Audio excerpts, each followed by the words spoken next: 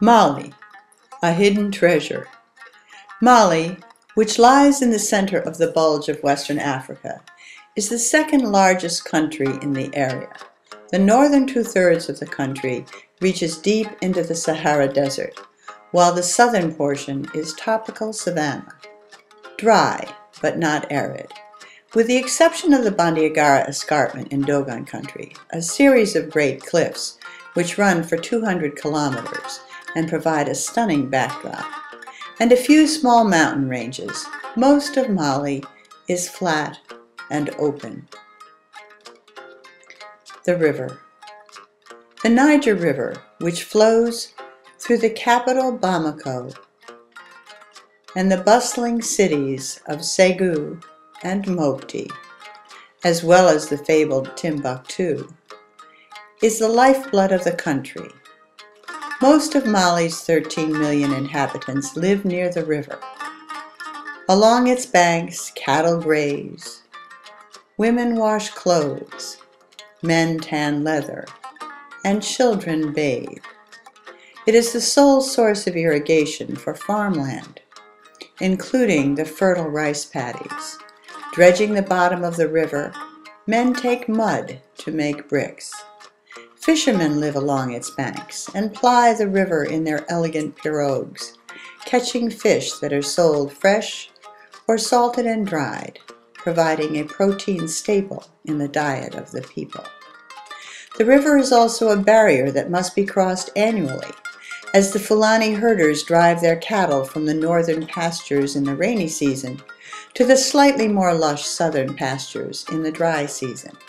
Over 20,000 head of cattle mass for the first of the crossings. As the cattle, who much prefer to be on one side or the other, are prodded into the water, there is much lowing and yelping and mooing and shouting.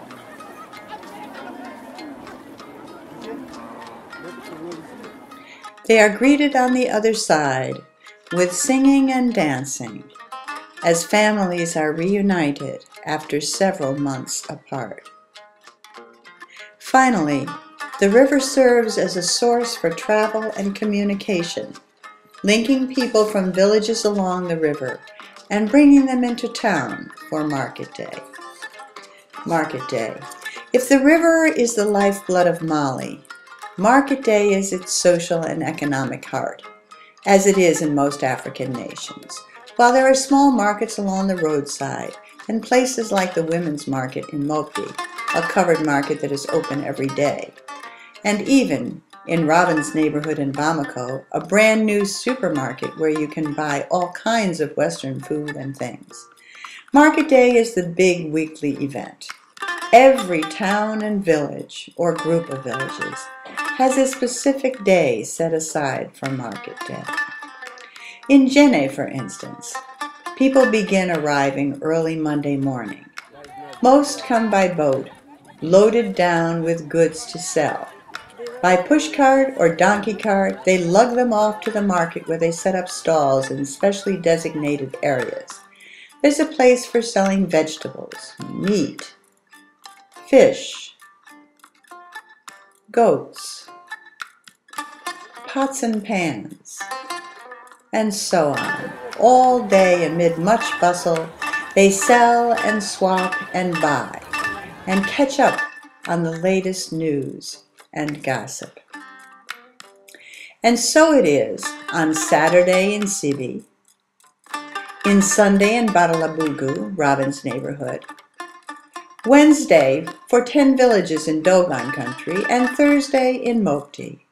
As dark falls, they pack up and head home with everything they need for the next week. The allure of Mali. Music and art. It has been said that one reason the people of Mali do not share the fate of political divisiveness that bedevils so many African countries is their national pride and a long history of the arts. Their musical tradition goes back to the griots, or praise singers, who were the oral historians and chief advisors to the great kings like Mansa Musa in the 14th century. Today they play their koras and entertain at clubs and restaurants, as well as being chief guests at weddings and funerals, singing the praises of those being honored. Djembes, ngonis, balafons, these are the imaginative instruments that give a unique sound to Malian music.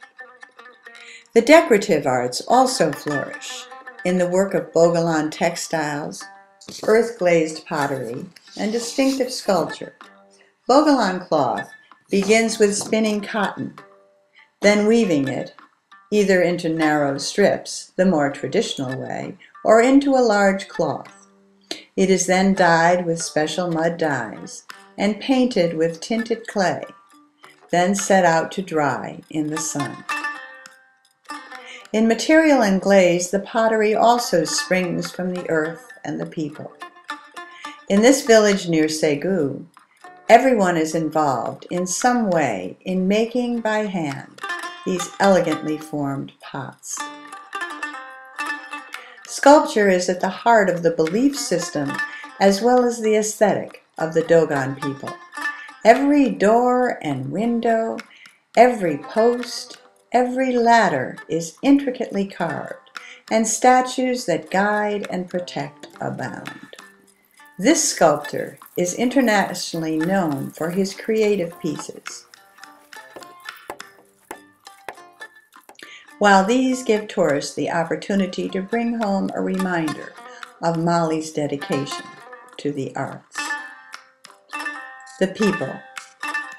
Making blanket generalizations about any group of people is dangerous, of course, but with that caveat, it can be said that on the whole, the people of Mali are beautiful, friendly, and eager to please.